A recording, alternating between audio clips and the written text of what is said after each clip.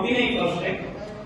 પહેલા તમે કરી શકો, વગર ભાષાંતરે 2 વાર 3 વાર કરશો એટલે ખ્યાલ આવી જશે.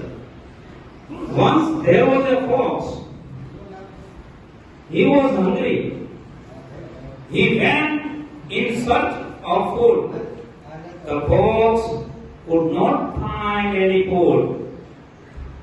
At last, he reached at the farm of grapes. He saw bunches of grapes hanging from the branches.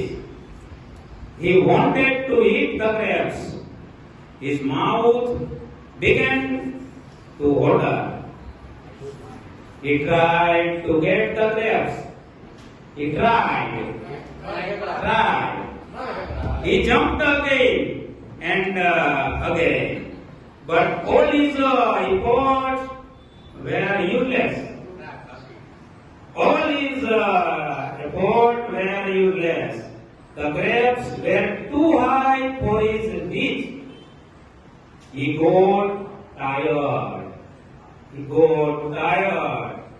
He was sure that he could not get the grapes. He went away and saying, the grapes are so